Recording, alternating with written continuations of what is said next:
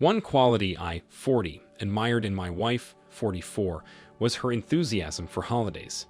She said whenever she gathered with others to celebrate, it felt warm, fuzzy, and magical. Easter was no exception. She loved dyeing eggs and taking the kids on Easter egg hunts. Even though our twins grew to be too old for Easter egg hunts, she maintained her holiday routine. In preparation for Easter, she collected and boiled our chickens' eggs, dyed them, usually with the help of our sons, and used them in the egg hunt for the younger kids at the church. Besides basically hosting the church event, she also planted a large combination of daffodils, crocus, and hyacinth seedlings. She had at least 200 flowers ready for sale 9 days before Easter. She transported them with her Econoline from the grow tent in the backyard to her selling spot on the corner by the supermarket. I helped her with this project every year, including last year's Easter holiday when, unbeknownst to me, she met AP. There were no clues that she was communicating with another romantic partner. She would just so casually tell me she was talking to her mother. I did not get along with my MIL. She drove me crazy, but I tolerated her for my wife and children's sake. By this Easter, our twins were 15 years old, so they didn't exactly jump up to go to Grandma's house, thank goodness. I had a reason to stay home now. How could I have known I couldn't trust my wife when she told me she was talking to her mother or going to see her mother? On this Easter Sunday, my wife already had the eggs hidden for the children to find in the grass and trees behind the church. The teenagers wanted to stay home, and since my wife told me her mother was going to be at the church, probably close to my wife, I elected to stay home. About 30 minutes after my wife left, her mom called the house phone. I was a little concerned, so I answered it.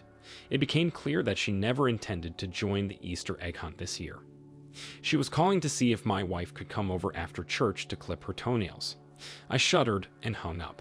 Since I distinctly remembered her telling me her mother would be there, my hunch told me something was up. I let my teenagers stay home and went to the egg hunt. I spotted my wife standing alone, watching the children hunt for eggs. I walked over to her, and as soon as I greeted her, I saw panic in her eyes. She kept glancing at the church building, like she expected someone to come out any minute. She quickly asked me why I was there, but before I answered, she told me her mother would be back out from the restroom any minute, so I should go back home. I calmly and grudgingly told her that I already knew her mom wasn't here. Her face and neck turned red, and she started itching until she saw a man come out of the church and start heading towards us. She quickly told me the man headed our way was just a friend that wanted to date her, but she already told him she was married. I was confused and hardly had time to think before he asked me if I was the reason she ghosted him the past week. I said, "Excuse me," and then told him she was my wife and we were married for the past 19 years. He was immediately deflated and told me they'd been seeing each other for a year. I was taken aback. It felt like the wind was knocked out of me. She told me that wasn't true and that he'd been harassing her to the point where she considered calling the police. I just looked at her like she was crazy and asked how that could have been happening without me knowing. AP called her a liar and demanded she tell me about their plans for the future. When she covered her face, he grabbed her wrist to move her hand, and without thinking, I pushed him in an attempt to stop him from touching her. This resulted in us fighting. I remember getting a few punches in before I blacked out. When I came to, the police were there, and many of the egg hunting children were gone, left in a hurry with their families because of the brawl. I was seen in an ambulance, and it was concluded I had a concussion. The police told me what I already found out. My wife was cheating on me. The word got around fast from people that went to our church, and she was pretty much shunned by all of them. As far as I know, she was practically banned from ever stepping foot in that church again. I couldn't imagine my wife willingly seeing a man, even planning a future with him, all behind my back. It felt like a nightmare. It came to light that he had a child from a previous marriage, who was present at the egg hunt that my wife invited them to. AP told me that he was ending things with her as well since he had no idea she was married. He mentioned that she begged him not to leave her and said that she told him I was abusive, which was completely made up. It was disturbing to me how my wife could sabotage our entire family all by one idiotic decision. This was enough to end everything we had together as a family, and it broke my heart. The kids and I didn't deserve this. I read posts about this in the past, but since I never did anything to betray my wife's trust, discourage her, or disappoint her, I never thought she would have a reason to cheat on me. I was just dumb for failing to realize this would happen to me. OP, I am so sorry you and your sons had to go through this. I want you to know it was absolutely no fault of yours. She lied about you being abusive to make it look like she was only doing what any other battered woman would do. Leave the bad man and find a new love. The only problem is she didn't leave you and you didn't deserve to be left. She just found a new love, lied, and pretended everything was fine to your face. She tried to justify leaving her family after 19 years by portraying you as a bad spouse. You must realize that this happens to men who least expect it every day, so you aren't dumb for failing to realize her deception. Just stay strong for your sons, and remember that you can make the best of this life change. Stay hopeful and remain honest in your relationships. There are honest and good women out there who are looking for a respectable man. Get out there, be honest, and find as many things as you can to be passionate about. I wish you the best of luck in life. Now let's get into our second story for today. My wife and I were chefs in a gourmet kitchen in New York City. We knew each other for 14 years and were married for 9. We enjoyed every day together, working nearly identical shifts at the restaurant. Ratatouille was our favorite movie because our hats were identical. A year after the movie, I actually adopted 2 pet rats as a joke for my wife. She loved them. She told me months later she didn't know she could get so attached to rodents.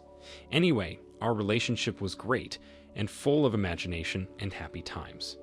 After our rats passed away, we decided to conceive. When we struggled to do so, we took it as a sign to adopt. Our daughter's first birthday with us was her 8th. She had some emotional challenges that we worked through together through honesty and patience. It felt like our family was strong and united. So when I got a phone call from the police 2 years later, I was extremely confused. I was at the grocery store with my daughter, and as far as I knew, my wife was working a shift at the restaurant. The police informed me that she was at the police station, unharmed, but they wanted to ask me some questions. I was a little unsettled, and my mind raced until I got there. With our daughter under my sister's watch, the police started asking me questions like, "When did you find out what your wife was doing? And how long did you plot revenge against him?" All I would ask, repeatedly, "What is going on? Where was my wife? What happened?" I had no idea what they were talking about, and after about an hour and a half of interrogation, they believed me. They verified that I was at the grocery store at the time of the attack on AP in his own home, while my wife was there having sex with him.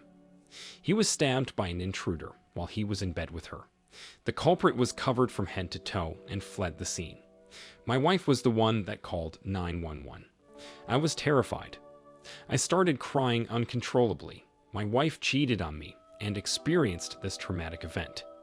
Then I felt relieved that I was recorded at a different place during the attack, being the dedicated father I was determined to be.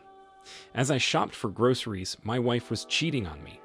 I felt so stupid, even though there was no way I could have known. Then the police told me this guy was in critical condition, and he was having an affair with more than 4 other women. My wife just happened to be there when someone else wanted revenge. They let me go, and I saw my wife waiting for me. She looked disturbed and restless. When she saw me, there was brief relief, followed by great sadness when she remembered she cheated on me. I walked right by her, refusing to speak. She followed me, crying and begging to talk about this. I told her we were over, and that I planned to start seeing other people immediately. I sarcastically told her she made an excellent choice for an affair partner, because he was very experienced. She admitted she was extremely stupid for sleeping with this guy after they talked for about 2 months on a dating app, but that was all he would ever amount to in her life. She pretty much demanded that I forgive her because she was worth it, and we already spent so many happy years together.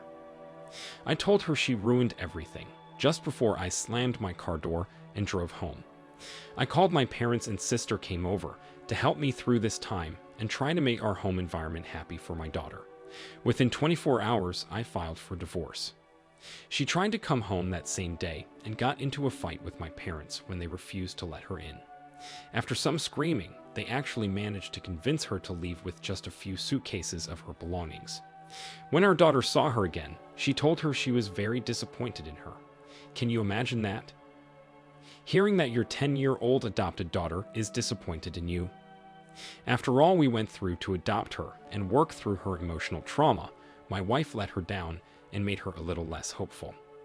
That was enough punishment in itself, but my wife was obviously divorced by me, so she lost her home, and then she was also fired from the restaurant.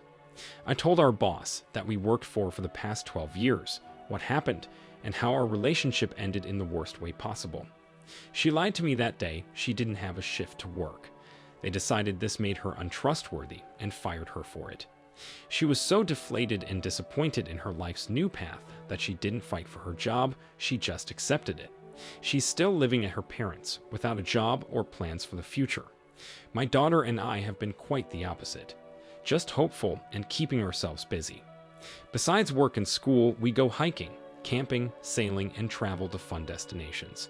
OP, I don't understand how your wife didn't think of her husband or daughter before doing this and stop dead in her tracks. I'm surprised every time I hear one of these stories that the spouse failed to have a moment of clarity, where they decide not to destroy everything they built with the person they claim to love. It's hard to believe these cheaters even have normal emotions or might have understand what a relationship entails. They blow it, and once the trust and loyalty is gone, it's nearly impossible to recover. Things are never as they were before it happened, and it's always better to end the relationship. The emotional torment of staying together doesn't compare to the temporary adjustment of separation. At least in separation, there's newfound hope in the future instead of worry and paranoia. I believe that you made all the right decisions, given your circumstances, and wish nothing but the best for you and your daughter.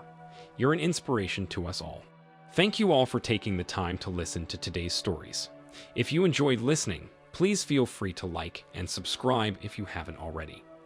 Also, comment below with your thoughts on what happened. Take care.